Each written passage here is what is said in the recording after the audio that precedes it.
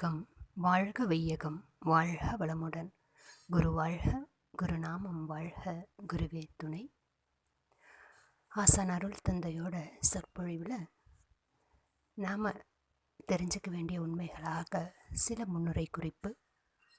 இப்போ நம்ம வாழ்க்கையில் எவ்வளவோ விஷயங்கள் நடக்குது. சில நடக்கிற விஷயங்கள் எல்லாமே நான் தெரிஞ்சு செய்வதனால நடக்குது. எனக்கு ஒரு இனிப்பு சாப்பிடணுன்னு ஆசை அப்படின்னா என்னோடய விருப்பத்திற்காக நான் விரும்பி சாப்பிட்றேன். ஸோ இது எனக்கு தெரிஞ்சே நான் நடத்தி கொள்ளக்கூடிய விஷயங்கள். ஆனால் என்னோட விருப்பமே இல்லாமலும் சில விஷயங்கள் எனக்குள்ளாக நடந்து கொண்டே தான் இருக்கிறது. அது என்னால் கட்டுப்படுத்த முடியாது. ஸோ ஏன்னா அது இயங்கலை அப்படின்னா என் உடலுக்கும் உயிருக்கும் மதிப்பில்லை. அதாவது என்னோடய இதயம் ஹார்ட் பீட் நடந்துக்கிட்டே இருக்குது, சுவாசம் ஓடிக்கிட்டே இருக்குது. இதெல்லாம் என்னோட கண்ட்ரோல்லையே இல்லை. அப்போ என்னோடய விருப்பம் இல்லாமலும் சில விஷயங்கள் என்னோடய உடல்லையும் நடக்குது, அதே போல் என்னோடய வாழ்க்கையிலையும் நடந்துக்கிட்டு தான் இருக்குது. நான் விரும்பி செய்கிற விஷயங்கள் அதுவும் என் வாழ்க்கையில் நடந்துக்கிட்டு தான் இருக்குது.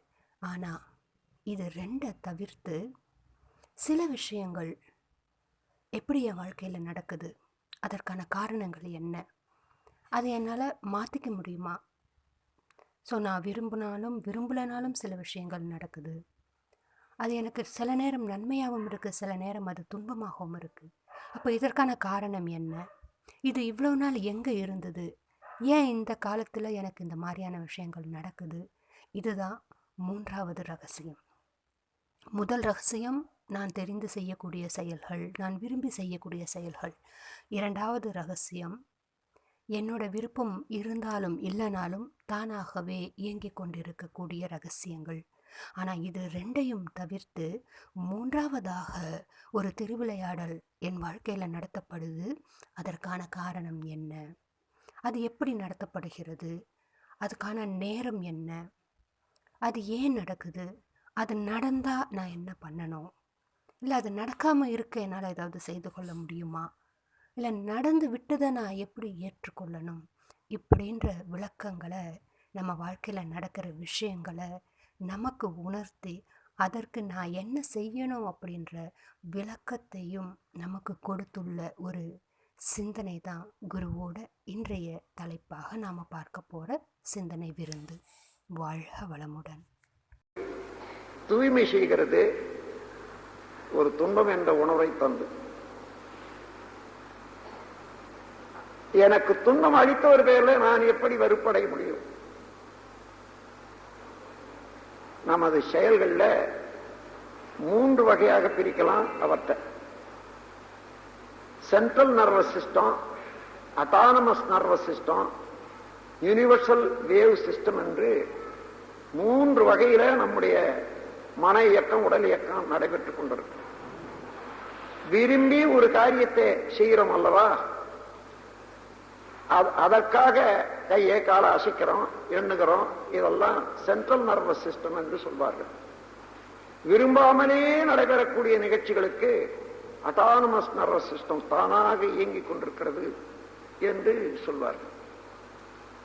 அதற்கு மேலாக யூனிவர்சல் வேவ் சிஸ்டம் என்று ஒவ்வொரு பொருளிலேயும் அடங்கி அது காலத்தால அது விரிந்து செயல்படுகிறது. அலையாக பற்றி, உதாரணமாக நாம் பேசுகிறோம், அந்த பேச்சு இந்த ரெக்கார்டர்ல பதிவு செய்யறாங்க. அலை, பேச்சு ஒரு அலை, அந்த அலையிலே ஒரு அழுத்தம், அந்த அழுத்தம் தான் பதிவாகி வருகிறது. மீண்டும் அதே அழுத்தம் இன்னொரு கருவியின் மூலமாக வெளியிடும் போது இதே பேச்சு வருகிறது. இவ்வாறு ஒவ்வொரு செயலும் பதிவாகிவிடும். ஒரு மரத்திலே வித்து, அந்த வித்தில மரத்தினுடைய தன்மை முழுவதிலும் ப்ளூ பிரிண்ட் என்று சொல்வார்களே, அது போல பதிவாக இருக்கிறது. நீங்க எடுத்து பார்த்தா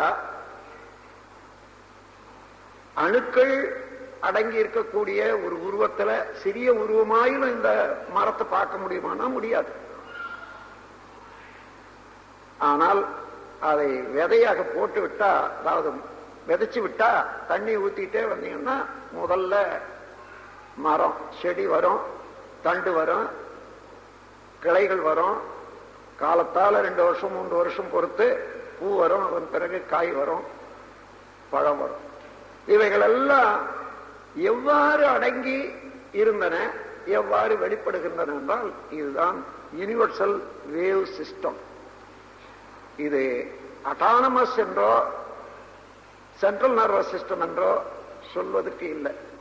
எப்படி என்றால் விதைய போடுறோம், 10 விதமான விதைய போடுறோம் 10 தொட்டியில, அதுவே தண்ணி, அதுவே மண். ஆனால் ஒவ்வொரு மரத்துக்கும் அல்லது பூச்செடியாக இருந்தால் அந்த பூச்செடிக்கும் ஒவ்வொரு விதமான ரசாயன அமைப்பு, அதனுடைய பூக்களுடைய அமைப்பு, பேட்டர்ன், பிரிசிஷன், ரெகுலாரிட்டி என்ற முறையில ஒவ்வொன்றுக்கும் ஒவ்வொரு வித தன்மை இருக்கிறது. அது காலத்தால ஒவ்வொன்று வெளிவருகிறது. இங்கே எதை வைத்துக்கொண்டு இந்த தயாரிப்பு ஏற்படுகிறது என்றால் யூனிவர்சல் வேவ் சிஸ்டம் என்று இந்த பிரபஞ்சம் முழுவதிலும் இயங்கி பெற்ற பதிவுகள் ஆகாஷிக் ரெக்கார்டு என்று சொல்வார்கள்.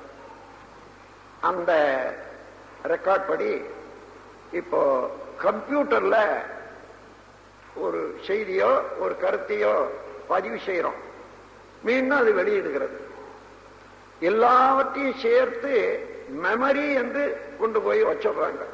மீண்டும் வேலை செய்து கொண்டே இருக்கும். எப்பொழுதாலும் தேவையான போது அப்படி சேர்த்து வச்ச மெமரியை கூட திரும்ப ரீகால் பண்றது ஒரு சிஸ்டம் இருக்கு. அது போன்று இந்த பிரபஞ்சத்திலே இருக்கக்கூடிய கோள்களுடைய அலையிலிருந்து வரக்கூடிய சக்தி, பூமி நடுமையத்திலிருந்து வரக்கூடிய சக்தி, இன்னும் காற்று, மற்ற உணவுகள், இவைகளில் இருந்து வரக்கூடிய சக்தியை கொண்டு ஒவ்வொரு செடியும் அதற்கு ஏற்ற வரையில எடுத்துக்கொள்ளுது. எப்படி ஒரு ரோஜா பூ எடுத்துக்கொள்ளுங்க, அந்த ரோஸுக்கு என்ன ரசாயனங்கள் வேணுமோ, என்ன அணு மூலகம் வேணுமோ, அது வரையில அது தயார் செய்து கொள்ளுகிறது. அந்த மண்ணிலோ தண்ணியிலையோ இல்ல, அது அங்க இருக்கிறது அடிப்படையாக அணுக்கள் தான். இந்த மாற்றுக்கு உரிய சிறப்புகள் எல்லாம் அட்டானமஸ், அதாவது யூனிவர்சல் வேவ் சிஸ்டம் என்பதில் இருந்துதான் எல்லாமே நடைபெற்றுக் கொண்டிருக்கிறது. அதுபோன்று நாம் செய்த செயல்கள் உள்ளே பதிவாகி இருந்தாலும் அது செயல்படுவதற்கு இங்கேயே எல்லா பொருட்களும் இல்லை. அதை செயல்படுவதற்கு இன்னொருவருடைய ஆற்றல் கொண்டு செயல்பட வேண்டியதாக இருக்கிறது. உதாரணமாக ஒருவர் மனம் வெதும்பி ஒருவருக்கு சாபத்தை கொடுத்து விடுகிறார், நீ பாம்பு கடிச்சு சாவணும் என்று. அது பதிந்து விடுகிறது. இன்னொருவருக்கு ஏதோ ஒரு நன்மை செய்து வைக்கிறார், அதுவும் பதிந்து விடுகிறது. எப்பொழுது உனக்கு எந்த கஷ்டம் வந்தாலும் எல்லாம் வல்ல இறைவன் அதை நீக்க அருள் புரிவாராக என்று அவர் மனம் குளிர அவர் வாழ்த்தி வைக்கிறார். எங்கேயோ போய்கொண்டிருப்பார், அந்த காலம் வந்து விட்டது. அங்கே ஒரு பாம்புக்கு இவருடைய எண்ணத்திலே பதிந்த பதிவு ஒரு பாம்புக்கு இயக்க வேகமாகி நேரா குறுக்க வரும், அது மேல கால வைப்பாரு, கடிச்சுவிடும். அந்த வேலை அது முடிஞ்சது. பாம்பின் மேல பகை கொள்ள முடியுமா இங்க? அதன் பிறகு பாம்பு கடிச்சதை விஷம் ஏறித்து யாரோ இப்படி அப்படி அலைகிறார்கள். ஓ, அந்த விஷ வைத்தியர் இந்த ஊருக்கு வந்திருக்கிறாரு, அது 4வது ஊர்ல இருந்து, அவர் இங்கதான் தங்கி இருக்காரு இன்னார் வீட்டுல என்று ஒருத்தர் சொல்லுவார். உடனே அவரை போய் அழைச்சிட்டு வராங்க. அது சரியாக விஷம் உரிய மருந்து கொடுத்தாயிடும். இங்கே ஏற்பட்ட பதிவு அது செயல்படுவதற்கு விரிந்த ஆற்றல் உள்ள பிரபஞ்சம் முழுவதும் விரிந்து இயங்கிக் கொண்டிருக்கக்கூடிய ஒவ்வொரு அணுவிலும் அறிவாக பேட்டர்ன், பிரிசிஷன், ரெகுலாரிட்டி என்ற பேரறிவாக இயங்கிக் கொண்டிருக்கக்கூடிய இயற்கை எந்த இடத்திலே யாருக்கு என்ன வேணுமோ அதை அவ்வாறே சேர்த்து கொடுக்கக்கூடிய செயலுக்கு கொண்டு வரக்கூடிய ஆற்றல் இறையருள் இருக்கிறது. இங்கே பாம்பின் மேலே பகை கொள்வதோ அல்லது வைத்தியரை பாராட்டுவதோ மாத்திரம் போராது. அதற்கு மூலமாக ஒரு வினையின் தொடராக, செயலின் தொடராக விளைவு வந்து கொண்டே இருக்கிறதே இது இயற்கையில. அதை தெரிந்து கொண்ட போது அமைதி கொள்ள வேண்டியதுதான். நான் தெரிந்தோ தெரியாமலோ ஒரு தவறு செய்தேன், அந்த தவறு இன்று துன்பமாக வந்து அது திருத்தம் செய்யப்பட்டு விட்டது என்ற போது, வலுவு கழிந்த போது என்ன பாராட்டத்தான் வேண்டும். அதே போல ஒருவர் துன்பம் செய்து விட்டார் என்றால் அவர் மேல குற்றமே இல்லை. என்னுடைய குற்றம், என்னுடைய பதிவு இன்று வெளிப்பட வேண்டியதாக இருக்கிறது, அவர் மூலமாக வெளியாகிறது. அவரை இந்த யூனிவர்சல் வேவ் சிஸ்டம் என்று இறையருள் திருவருள் என்று சொல்வார்களே, அந்த நிலையில அது தூண்டிவிட்டு அந்த துன்பத்தை எனக்கு ஏற்படுத்தி இருக்கிறது. அதுக்கு காரணம் நானே தான்.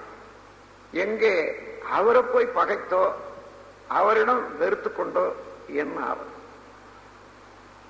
தேவையே இல்லை. அதற்கு பதிலாக என்னுடைய பதிவை நீக்கி என்னை தூய்மை செய்வதற்கு இறையருள் அந்த மனிதனை உபயோகப்படுத்திக் கொண்டதல்லவா, அவன் பாக்கியசாலி, அவன் வாழட்டும், வாழ்க வளமுடன், வாழ்க வளமுடன் என்று இதுதான் எதிரிகளை கூட வாழ்த்த வேண்டும் என்று வள்ளுவனார் கூறியிருப்பது. துன்பம் செய்தாலும் கூட அவருக்கு நன்மையே தான் செய்யணும். காரணம், துன்பம் செய்தது அவன் அல்ல, அதற்குரிய காரணம் நானே தான். இப்ப அவன் துன்பம் செய்யவில்லை, சரியாக பார்க்கிற இடத்துல எனக்கு நன்மை தான் செய்திருக்கிறான். அடங்கி இருந்த ஒரு அழுக்கை துடைத்து விட்டான், அவன் வாழ்க.